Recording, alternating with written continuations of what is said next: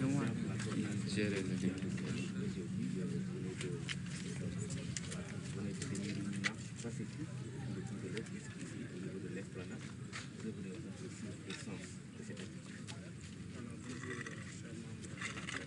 Bonjour chers camarades.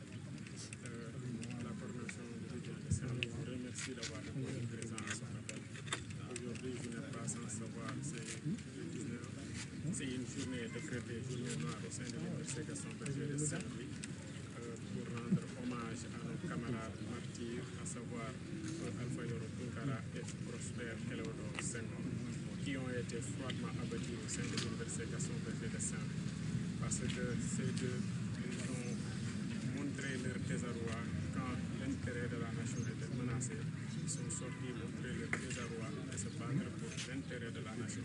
C'est suite à cela qu'ils ont été froidement abattus par les forces de l'ordre au sein de l'Université Gaston Berger de Saint-Louis. C'est la énième fois que des étudiants sont abattus dans les différentes universités du Sénégal. Tant qu'on va laisser ces forfaitures passer sans que les auteurs, les responsables ne soient conduits et que tant que les auteurs de ces forfaitures-là restent impunis, les universités sénégalaises auront toujours des morts.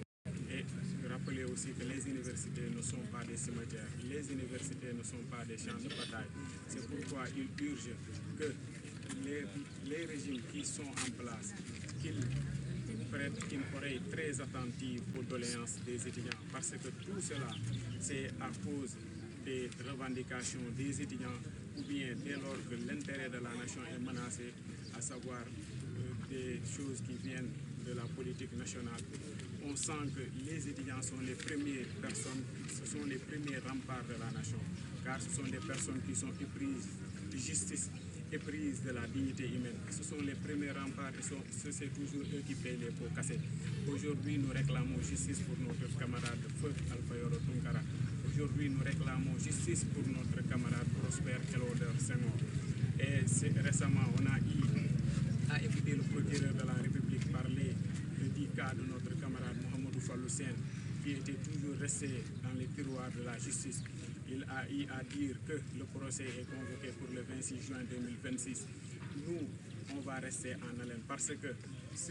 ce dossier-là, on avait une fois eu à convoquer les représentants d'étudiants pour une audition. Jusque-là, on avait reporté ces dossiers. Et c'est juste pour dire que l'administration, à savoir les autorités judiciaires, sont toujours dans le dilatoire quand ça concerne des étudiants qui sont froidement abattus dans les universités. Ceci ne doit pas passer. Aujourd'hui, nous devrons dire que non à l'injustice, non à l'impunité. Nous, on n'oublie pas. La communauté étudiante ne va jamais oublier. Tant que justice n'est pas rendue, les étudiants vont rester dans ce combat ferme. Ils vont toujours réclamer justice pour les camarades, à savoir les camarades Balagaï, les camarades Mohamedou Fallou Sène, le camarade Prosper Clédor Senghor, le camarade Alpha Yoro Tunkara et le camarade Abdoulaye Ba. Nous exigeons que lumière soit faite et que justice soit rendue pour tous ces camarades. Aujourd'hui, c'est une date symbolique. On ne va jamais oublier et on va toujours réitérer nos exigences, à savoir que justice soit faite et que l'Assemblée nationale s'implique dans ce dossier, parce que vous n'êtes pas à savoir que ce dossier, si vous voyez que les autorités l'embêtent toujours sur cette question-là, c'est parce qu'il y avait une loi d'amnistie. Nous exigeons que les autorités prennent leurs responsabilités et que justice soit rendue et que lumière soit faite. Et aujourd'hui aussi, nous demandons aux autorités compétentes au sein de l'université pour empêcher ces bavures-là. On a vu les forfaitures qui sont en train de commettre. Le directeur du cours, sur instruction du ministre, à coup de ping-pong, ferme ça et là les restaurants. Nous devons dire niet à cela. Il faut que ces autorités-là posent des actes forts pour que ces crises-là ne soient pas des crises qui sont perpétuelles. L'université, c'est un temple de savoir. Nous, on a besoin d'apprendre. Nous réclamons justice et nous demandons à ces autorités de revenir à de meilleurs sentiments et que les autorités judiciaires prennent leurs responsabilités et qu'ils s'activent pour que justice soit faite pour tous nos camarades. Merci. La coordination des étudiants de Saint-Louis réitère son engagement et sa disponibilité pour la cause de l'étudiant.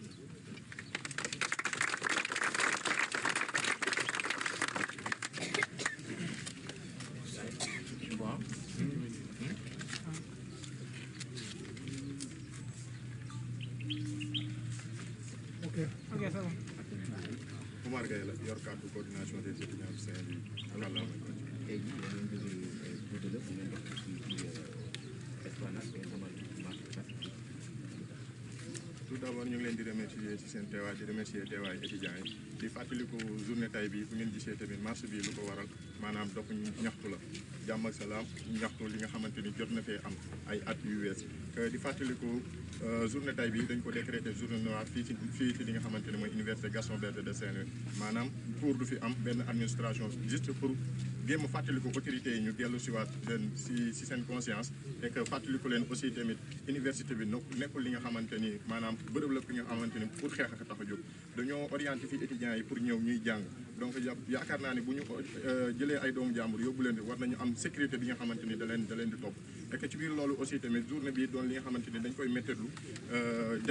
jagleel ko ñi nga xamante ni mooy suñuy camarades yi nga xamante ni yàlla def na ñu jot a ñàkk seen bakkan ci ay anam yi nga xamante ni yu doy waar la ci événement yi nga xamante ni moo fi jotoon am muy 2024 di Alpha Yoro Tunkara ak ki nga xamante ne mooy Prosper Clédor Senghor et que aussi tamit di leen fàttaliku que ñu nguur gi fi nekk ñu jël seen matuwaay ndax bu ñu fàttalikoo ñoom ñoo waraloon événement yooyu am parce que premier ministre moo jëloon engagement initiative woo jeunesse bi yëpp ngir ñu xeex injustice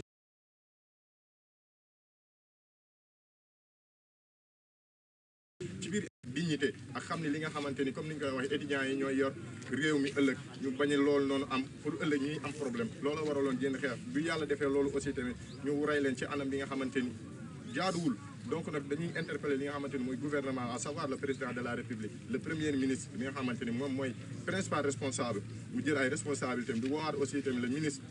de la justice Yassine Fall ainsi que le procureur bi nga xamante ni moo fi nekk surtout wàllum année 2018 bi nga xamante ni moom la suñu camarade Mouhamadou Fallou Sène ñàkkee woon bakkanam fii ci université Gaston Berger moom moo nekkoon ki nga xamante ni mooy procureur de la région de Saint-Louis yàlla def na tey mu doon procureur de la république donc nag dañ koy interpeller si aussi dossier yooyu noonu mu jël si matuwaayam bu mu mën sëkk dégg nañ ni nag fan yi passé nag mi ngi wax ci dossier li nga xamante ni mooy Falloum Sène et que ñoo yaakaar nañ ni nag dinañ respecté li nga xamante ne moo leen muy procès bi nga xam ne je pense bien que le 26 juin lañ ko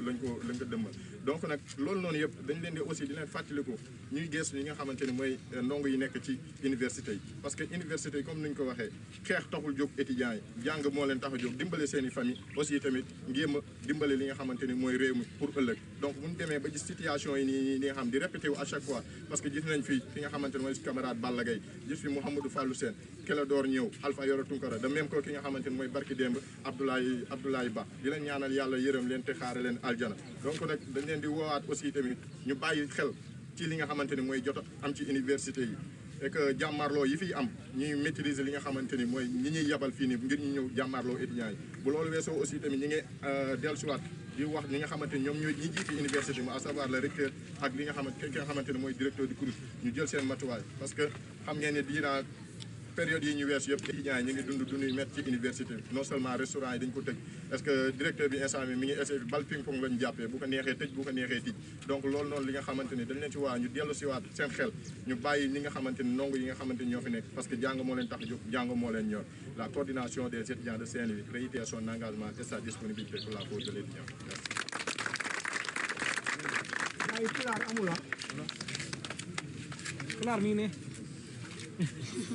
xamee na la booy xamee na la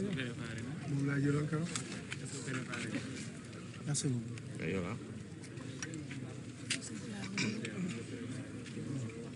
moom laa jël bëgg dënd rek. waaw bu amulee kaw. c'est bon. ñi nga xamante ne ñoom ñoo étudiants yi def nañ seen point de presse mu nekk président bi nga xamante ne moo doon wax ci kàllaama après tamit beneen camarade bi ñëw na wax ci kàllaama kon ñëpp boo gisee benn point rek dañuy nekk positif pour li nga xamante ne mooy suñu camarade yi ñu nekk ci si lañu laaj si wax nañ tamit ci effecté yi nga xamante ne ñoom ñoo nekk ci université bi wante moo am nañ tamit suñu premier ministre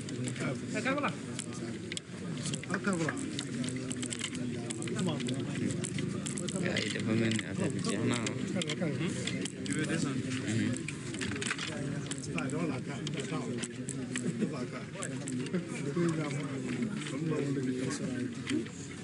Merci.